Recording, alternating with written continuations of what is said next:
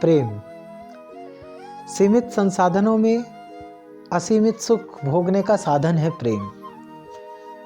भौतिकता और नैतिकता इन दोनों की कुंडली से मुक्त होकर निष्प्रह विचरण का निमित्त है प्रेम।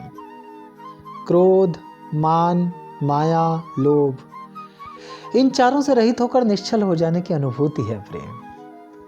अमूर्त को देख लेने की कला है प्रेम। प्रेम के पथ पर भाव ही भाव है, वहां अभाव जैसा कुछ है ही नहीं। यही कारण है कि जिसने प्रेम को जिया वो भावुक हो गया, जिसने प्रेम को भोगा वो आनंदित हो गया, जिसने प्रेम को सुना वो मौन हो गया। यही मौन प्रेम की सहजतम अनुभूति का पाथेय है। जिसने सर्वश्रेष्ठ को सुन लिया उसे उसमें अपनी आवाज मिलाने का ध्यान ही कैसे आ सकता है। मुंह में गुड़ की डली घुल जाए फिर कौन मूर्ख उसका स्वाद बताने में रस नष्ट करेगा। हाँ, उसके चेहरे की भंगिमा का आलोक देखकर अन्य लोग उसे अभिव्यक्त करने का अनुमान जरूर लगा सकते हैं, लेकिन ये केवल अनुमान है।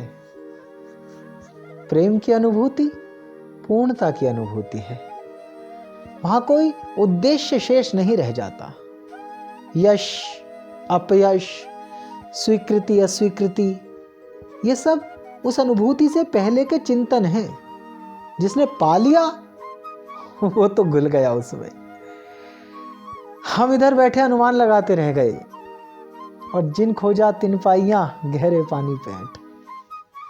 वह तो गहरे पानी बैठ गया और हम बावरे किनारे बैठकर लिखते रह गए कविता, बूझते रह गए पहेलियां, गढ़ते रह गए परिभाषा। मीरा तो विलीन हो गई और हम इस पहेली में उलझकर रह गए कि उसकी गुनगुनाहट भक्ति है या श्रृंगार। सूर तो बिना आंखों के उसे देखकर निहाल हो लिए और हम उनकी रचनाओं में उसे खोजते रह गए। कबीर ने कुछ लिखा थोड़े ही, वह तो बावरा सा उससे बतियाते हुए बड़बड़ाता रहा और हमने उस बड़बड़ाहट को लिखकर दावा कर दिया कि हमने कबीर को सहेज लिया। यह सब हमारा अंधविश्वास है। प्रेम की अनुभूति हम तक कभी आई है तो हमने उसे अपनी व्यस्तताओं की चादर से ढक दिया है। ऐसा नहीं है कि हमने प्रेम को जिया नहीं है। हमारे सामने भी ऐसे अवसर जरूर आए हैं कि प्रेम का अथाह सागर बाहें फैलाए हमें समेटने को द्वार तक चलकर आया, लेकिन इस क्षण में किसी ने बताया कि अरे तुम पागल हो गए हो, और हमने पैर पीछे हटा लिए। ये तो अवसर था पागल हो जाने का, लेकिन हमें किसी ने समझाया और हम समझ गए। हम जैसे समझने को तैयार ही बैठे थे।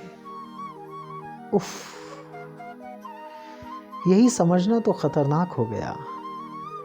इसी अवसर पर तो बुल्ले शाह हो जाने की जरूरत थी। बुल्ले नू समझावन आइया पहनाते पर जाइया। अच्छा हुआ कि बुल्ले शाह नहीं समझे, समझ जाते तो गए थे काम से। उन्होंने उस क्षण अपने प्रेम की गोद में बैठकर बेफिक्री का उद्घोष कर दिया। बुल्ला की जाना मैं कौन। इस क्षण में समझाने वाले से उसकी पहचान नहीं पूछनी होती। यह क्षण तो खुद को तलाशने का क्षण है।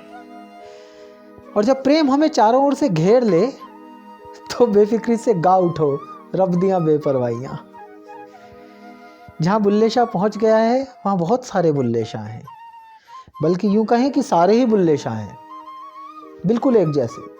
यहां कोई दूसरा है ही नहीं, वहां तो सब एक ही है। प्रेम गली अति साकरिया में दो न समाए, फिर तो सभी अंतर मिट जाते हैं। स्त्री पुरुष, जाति धर्म, देह विदेह, भक्त भगवान सब एक हो जाते। फिर कृष्ण राधा के वस्त्र पहनकर नाच सकते हैं, फिर भगवान भी भक्त के पीछे दौड़ सकते हैं। पीछे पीछे हरि फिरें कहत कबीर कबीर। ये सब शब्दातीत है, ये सब अमूर्त है, ये सब निराकार है। जाति कुल गोत्र लाभ हानि नियम युग देश धर्म इन सब की सीमाओं के पार। और इसे पाने के लिए कहीं जाना नहीं होता। यह तो ठीक वहीं तक चलकर आता है जहां आप उपस्थित हैं। कहीं जाकर या कहीं होकर इसे पा लेने की बातें कोरी अफवाह हैं। यह इतना सहज है कि इसके अनुमान भर पर जो कविताएं रची गई उनसे रस के स्रोत फूट पड़े। प्रेम की समस्त कविताएं इस अकथ अनुभूति का अनुमान हैं। यूं समझ लो कि मिर्जा के विश्वास पर चेनाब की धार में उतरने वाली सोहनी पार हो गई और हम उस कच्चे घड़े के साथ डूब गए। महसूस करो कि जब उस डूबने की कथा में इतना रस मिल रहा है तो जो पार हो गई उसे क्या मिला होगा। हम तब से अब तक कहते फिर रहे हैं कि सोहनी कच्चे घड़े के भरोसे चेनाब में उतर गई और डूब गई। ये हमारी आंखों द्वारा बोला गया झूठ है। भला घड़े के भरोसे कोई चढ़ती नदी की धार में उतरता है? ये नदी की धार, ये कच्चा घड़ा, ये डूबती हुई सोहनी, ये सब हमारी आंखों द्वारा फैलाई गई अफवाह है। नदी कहीं बाहर थी ही नहीं। नदी तो सोहनी के भीतर थी। उत्ताल तरंगों का ज्वार, उत्ताल तरंगों का वेग, प्रेम का अथाह सागर सोहनी के मन में लहरा उठा होगा।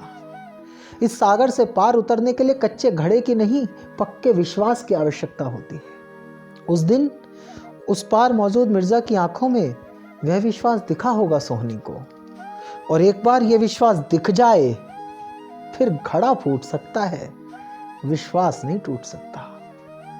प्रेम का विश्वास अनब्रेकेबल होता है। पूरा ब्रह्मांड थर्रा उठे तो भी प्रेम के विश्वास का पांव नहीं हिल सकता। इसलिए सोहनी को डूबते देखकर जो साहित्य रचा गया उसे पढ़ने न तो कभी सोहनी आई न महिवाल। वो तो उतर गए पार और हम टूटे घड़े के टुकड़े उठाकर साहित्य रचते रह गए। प्रेम की ये कविताएं भी किसी किसी क्षण आपके भीतर स्थित अनुभूति की इस कुंडलिनी को जागृत कर देती हैं।